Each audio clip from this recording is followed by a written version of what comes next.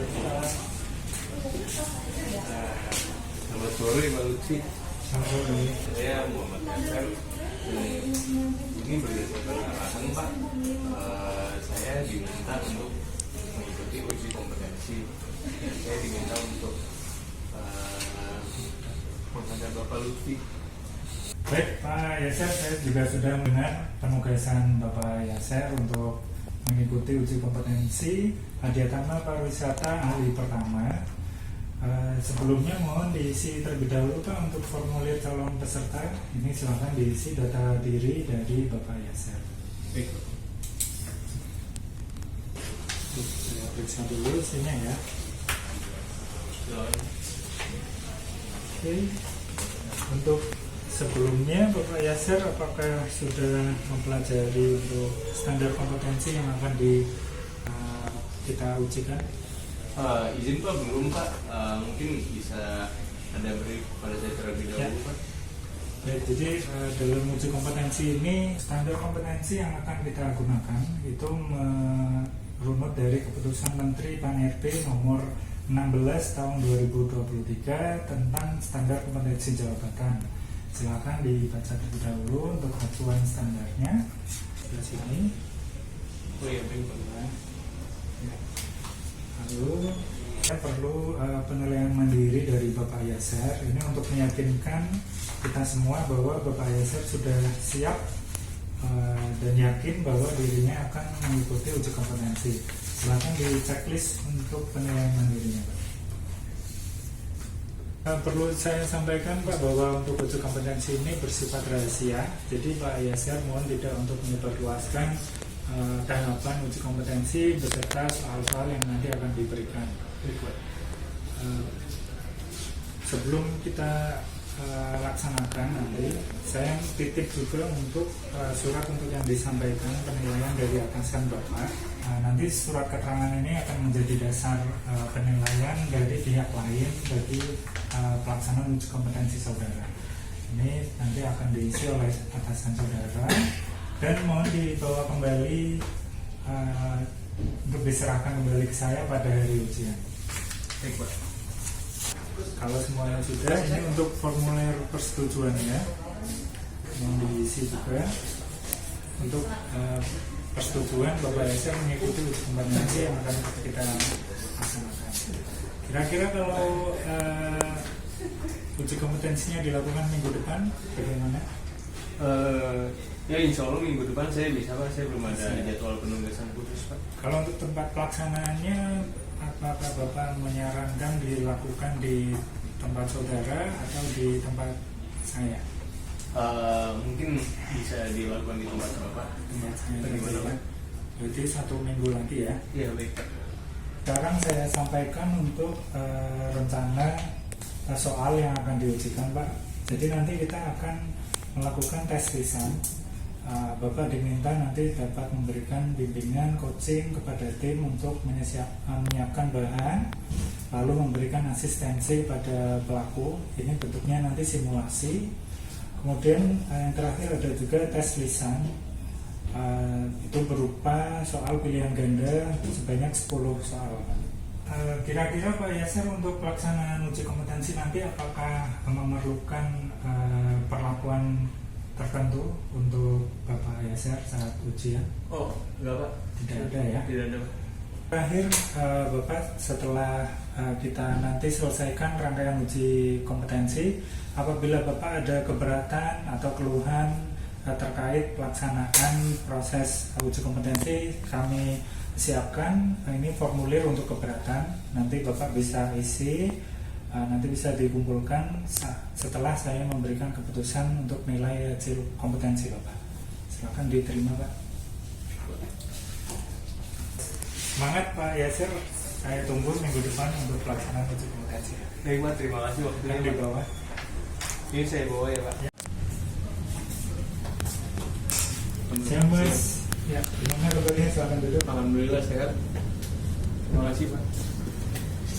Oke, jadi sudah dijadwalkan untuk melakukan uji kompetensi di hari ini ya untuk Pak Yaser, Iya Pak. untuk jenjang Adiatama Pariwisata dan Ekonomi Kreatif hari pertama. Betul Pak. Sebelum kita mulai, mungkin Pak Yasser ada pertanyaan atau ada yang dikonfirmasi real rangkaian uji kompetensi ini?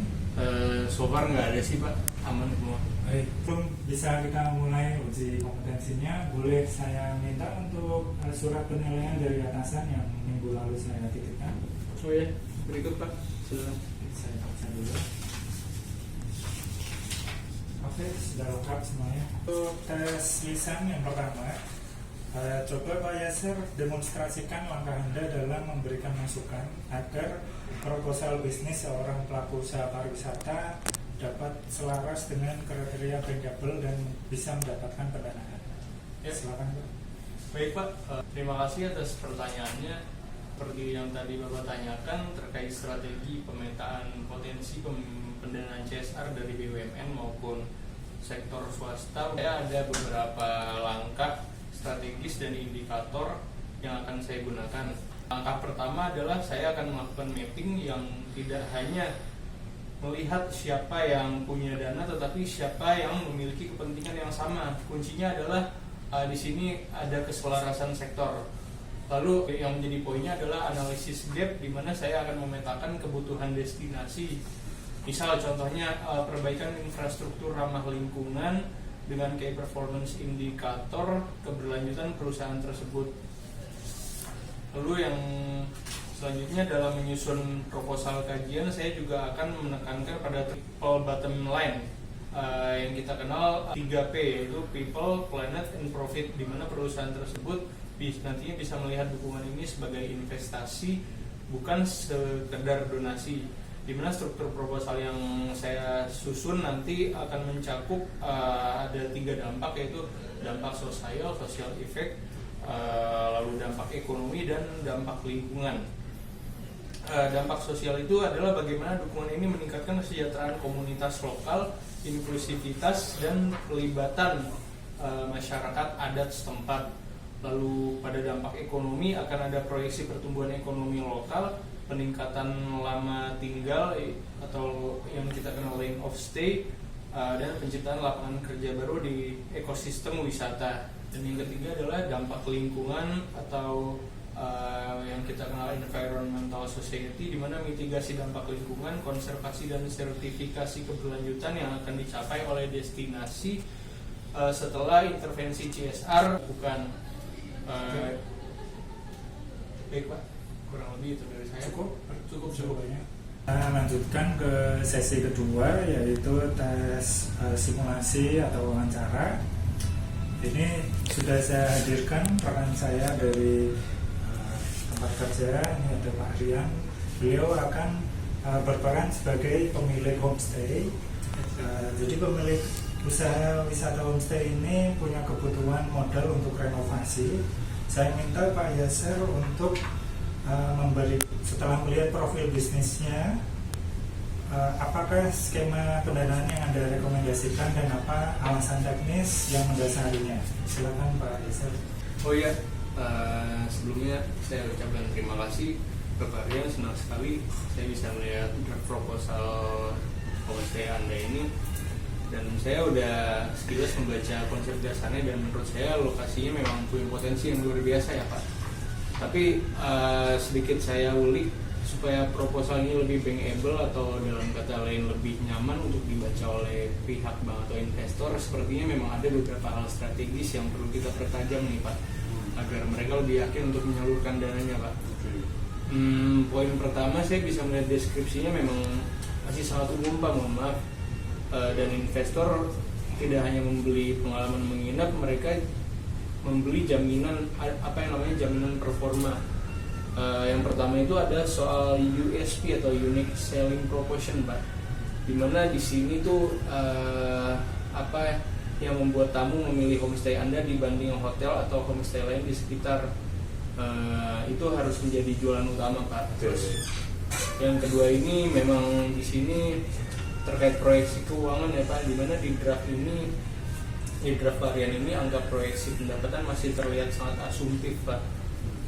Di sini kita perlu menyusun cash flow yang lebih realistis, dan kita harus menunjukkan pada bank bahwa bisnis Pak Rian ini mampu untuk menutup cicilan atau memberikan imbal hasil dengan aman Pak. Dan kita juga perlu nih yang namanya menyesuaikan bahasa tergantung pada siapa kita berbicara Pak, kepada siapa audiens kita berbicara. Dan jika kita membidik perbankan, fokus kita harus pada arus kas, agunan, dan risk management Pak, manajemen risiko, di mana kita harus meyakinkan mereka bahwa bisnis ini stabil dan risikonya rendah.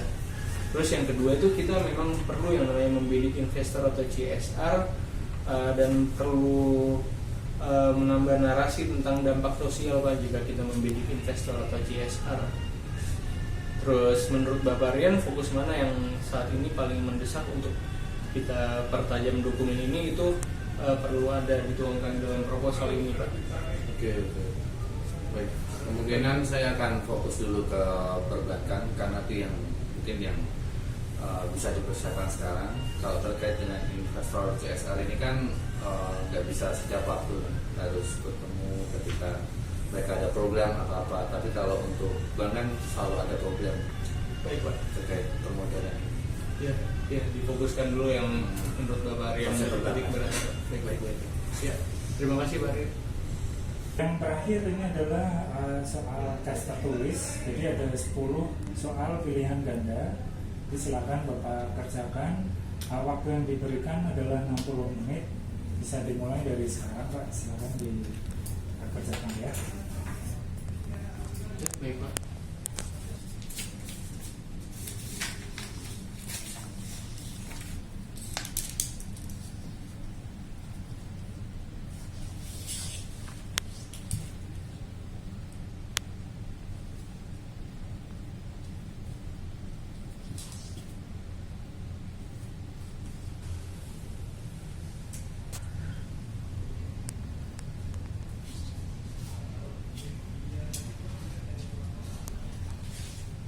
Sementara saya akan menilai dulu hasil dari pekerjaan Anda.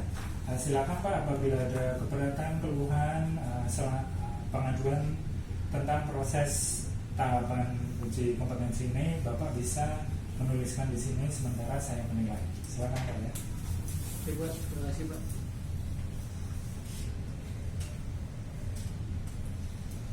Bukti sudah saya isi Pak. Sejauh ini tidak ada keluhan, bisa diterima dan Saya terima untuk formulirnya. Pak Yasir sudah selesai saya lakukan penilaian, dan Pak Yasir telah menyelesaikan dengan baik. Saya juga telah selesai menilai. Selamat Pak, Anda telah dinyatakan kompeten atau lulus pada uji kompetensi kali ini. Saya harap kita dapat bertemu pada uji kompetensi yang lebih tinggi. baik Pak. Terima kasih. Terima kasih.